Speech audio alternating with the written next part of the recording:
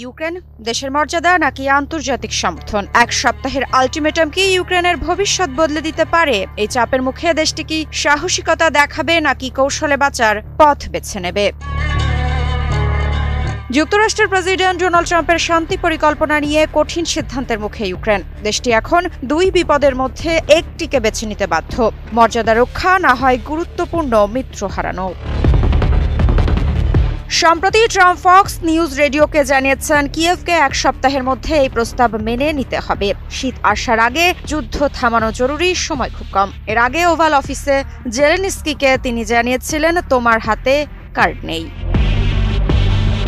এদিকে ইউক্রেনের president Volodymyr Zelensky জাতির উদ্দেশ্যে ভাষণে জানিয়েছেন, আমাদের মর্যাদা এবং স্বাধীনতা অক্ষুণ্ণ রাখতে আমি দিনরাত লড়াই চালাবো, তবে এখন আমাদের সামনে কঠিন সিদ্ধান্ত।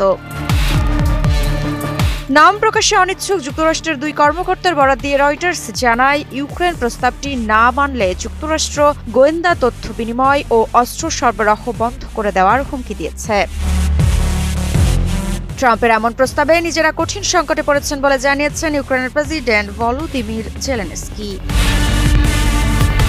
এক সপ্তাহের সময়সীমা শেষ হওয়ার আগে ইউক্রেনের সিদ্ধান্ত বিশ্ব রাজনীতি, ইউরোপীয় নিরাপত্তা ও দেশটির ভবিষ্যতের জন্য গুরুত্বপূর্ণ। এখন জেলেনস্কি প্রশাসনের সামনে শুধু কঠিন এক প্রশ্ন, কি বেছে নেবে ইউক্রেন, মর্যাদা নাকি সমর্থন?